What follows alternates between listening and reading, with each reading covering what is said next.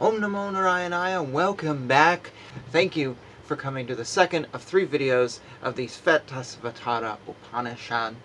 Please do not hesitate to comment down below, like, share, subscribe, debate, argue, put references in, private email me, Facebook me, Instagram me, anything.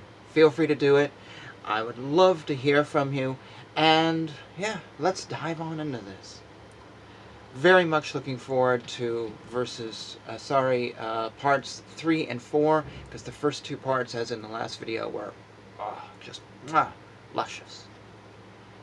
It is the self-same one who exists alone at the time of creation and dissolution of the universe, that assumes manifold powers and appears as the Divine Lord by virtue of his inscrutable power of Maya. It is that protects all the worlds and controls all the various forces working therein. Those who realize this being become immortal. He who protects and controls the worlds by his own powers, he, Rudra, is indeed one only. There is no one beside him who can make him second. He is present inside the hearts of all beings. After projecting and maintaining all the worlds, he finally withdraws them into himself. Through God, the creator of heaven and earth is one only, yet heaven is the real owner of all the eyes, faces, hands, and feet in the universe. It is heaven who inspires them all to do their respective duties in accordance with the knowledge, past actions, and tendencies of the various beings with whom they appear to be associated. May heaven, who created the gods and supports them, who is the origin also of the cosmic soul, who confers bliss and wisdom on the devotees, destroying their sins and sorrows, and punishing all breaches of law, may heaven, the great seer and Lord of all, endow us with good thoughts. O Lord, who blesses all creatures by revealing the Vedas, deign to make us happy by thy calm and blissful self, which roots out terror as well as sin. Revealer of the Vedic truths, deign to make propitious that arrow which thou holdest in thy hand for shooting at somebody. O protector of devotees, do not destroy that benign personal form of thine which has manifested as the universe. Higher than this personal Brahma is the infinite supreme Brahma, who is concealed in all beings according to their bodies, and who, though remaining single, envelops the whole universe. Knowing him to be the Lord, one becomes immortal. I have realized this great being who shines effulgent like the sun beyond all darkness. One passes beyond death only on realizing him. There is no other way of escape from the circle of birth and death. There is not higher than or different from him, not greater or minute than him. Rooted in his own glory, he stands like a tree, one without a second, and immovable. By that being, the whole universe is filled. That being is far beyond this world, is formless and free from misery. They who know this become immortal, but all others have indeed to suffer misery alone. Therefore that divine Lord, being all-pervading, omnipresent, and benevolent, dwells in the hearts of all beings, and makes use of all faces, heads, and necks in this world. This self is indeed the mighty Lord. He is the imperishable, eternal light that controls everything. He guides the intellect of all beings so as to enable them to gain the extremely pure state of mukti. Assuming a form of the size of a thumb, by virtue of intellect, emotion, imagination, and will, the infinite being dwells in the hearts of creatures as their inner self. Those who realize this become immortal. That infinite being has 1,000 heads, 1,000 eyes, and 1,000 feet, enveloping the whole universe on all sides. He exists beyond 10 fingers. That which is, that which was, and that which is yet to be, all this is nothing but the infinite being. Though he grows beyond his own nature into the form of the objective universe, he still remains the Lord of immortality.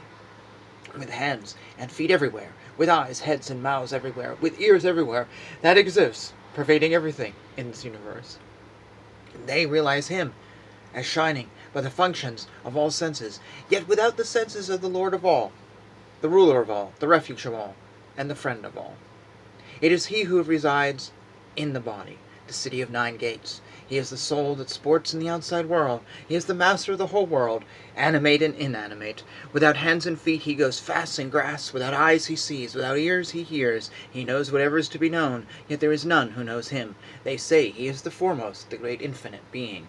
Subtler than the subtlest, and greater than the greatest, the Atman is concealed in the heart of the creature.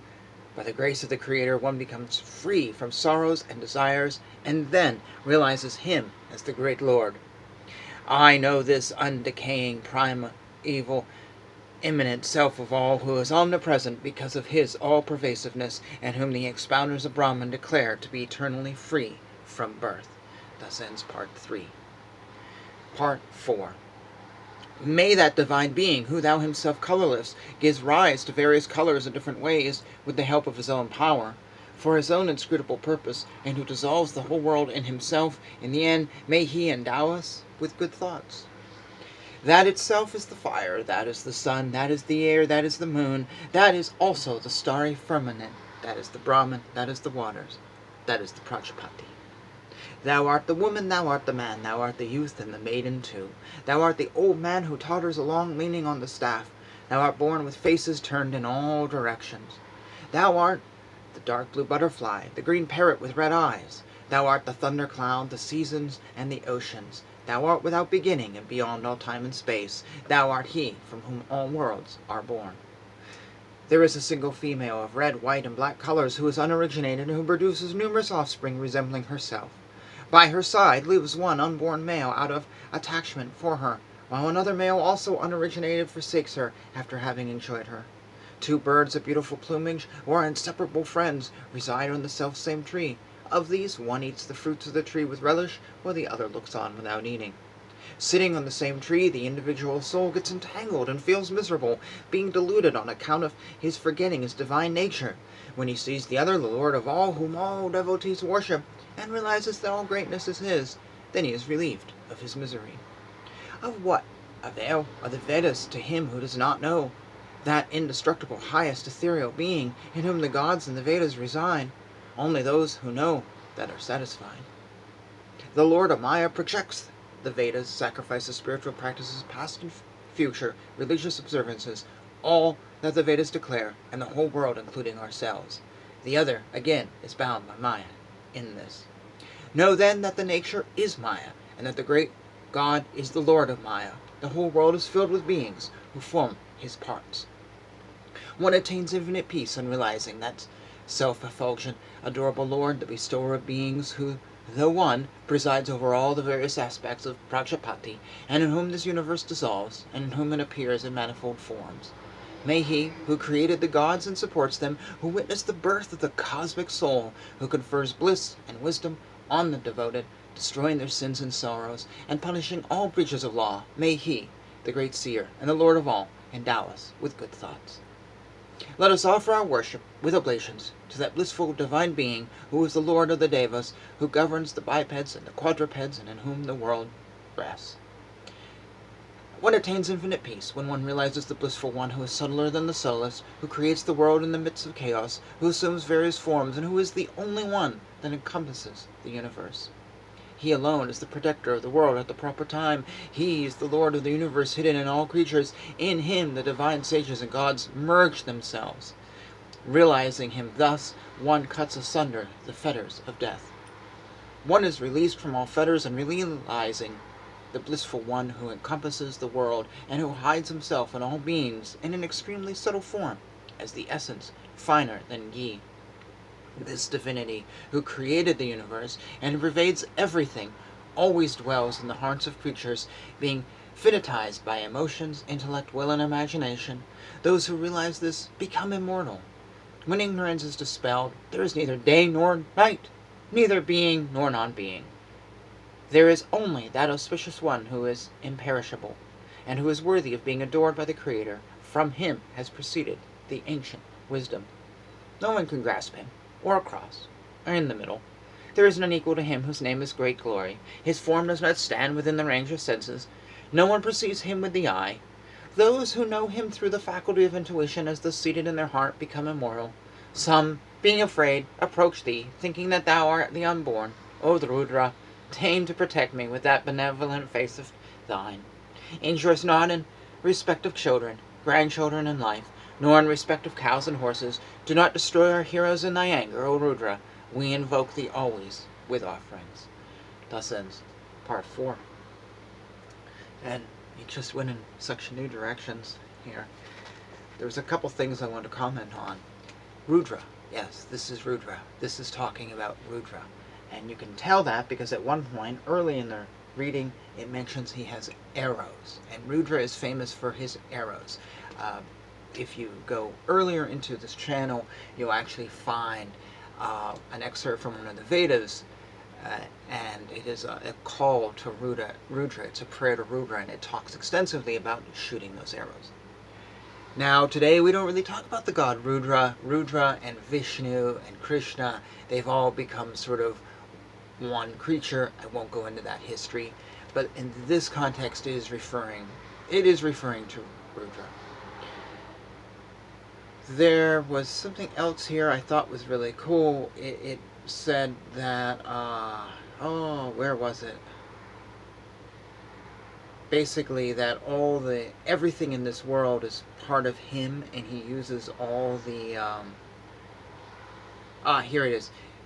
Yet heaven is the real owner of all the eyes, faces, hands, and feet in the universe.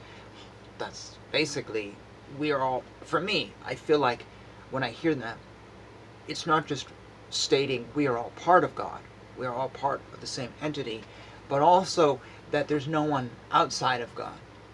So, there's no one separate. We may not recognize that due to Maya, but we're all part of this, and God is using all of us. I hear people, or I should say during the plague days of the last few years, and YouTube doesn't like certain words. During the plague days, I would hear Christians say, "Oh, God has left us. He's laughing at us. He's gone. We're without God." No, I don't think so. I used to say. Or, some people in this world are so evil that they don't have God, and God, they're just doing their own thing. God's waiting for them. This is not really saying that. I don't get this feeling from this. I get the feeling that, no, God is using all of us for a divine plan that we cannot understand. And it may be a rough plan, but we're not God, so we don't see the big picture. Also, one more thing I want to point out, it talks about a heaven, and I just read a quote from that in the beginning of verse 3. So much heaven. I have translation issues on this channel.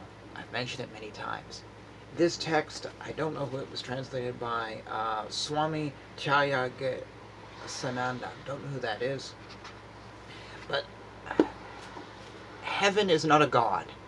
You don't see the god heaven in Hinduism. I've never encountered this god heaven. And Lord Vishnu sleeps on the snake Anatana and created Brahman out of this lotus flower. That's not called heaven either. We talk about the planets, Svaraloka, and different planets and stuff, which may not be physical planets, they just might be places. But heaven is a word that comes out of Christianity. It is a place where God resides, where those who die then go who are good. It is very specific. There's also a Muslim heaven, and maybe probably, I think, a Jewish heaven. I don't know. It is a Judeo-Christian idea. When I see it in Hindu texts, there is really no equivalent in Hinduism. You don't die and go live in this heaven. You reincarnate and you go back, or you may become one with God. Where there is no heaven, much like there is really no hell in the Christian concept in Hinduism. So when I see this, particularly when it's being referred to as almost a deity type way, I think someone has translated this deliberately using Christian terminology. If this was a Christian missionary, that would put me on one rant right now. Glad it's not.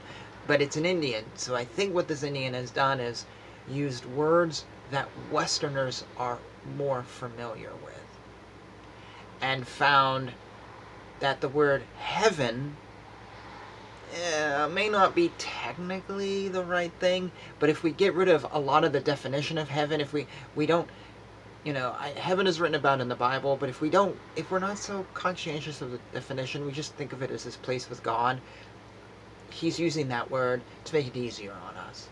I guarantee that's what's happening here, because I've seen this in other writings, words that I'm like, this Upanishad was written before Christianity, very likely. So how could it be referring to a place that wasn't really created yet? Or unless it's influenced by Judaism. It just, to me, it's a little weird. And I don't know if there was anything else in here that caught my eye. I think there was, and I've forgotten it now. It's just sometimes these translations seem a little bit too post-Christian and too modern. So that either tells us that they're all fraudulent, or they're including modern ideas. And I don't like this. I think it's, I think a translation can do a lot of harm. Because then we get this idea of, oh, well, heaven, whatever, and it's not accurate. Your translation issue is now making you interpret things wrong. It's really bad. And I talk to friends who are Christians and Jewish and others, and they all say the same thing. Translation issue is really bad. I had a Muslim say to me, he goes, if you want to read the Quran, learn Arabic, otherwise you're just wasting your time. You know, and I got that on some level. So, anyways, it's a long video. We'll stop here. As I said, questions, comments, and all that stuff down below. Feel free to argue with me if you want. I just, the feedback's good no matter what it is. So, with this, we'll end, and I'll say Hare Krishna, Krishna Krishna, Hare Hare, Hare Rama, Rama Rama, Hare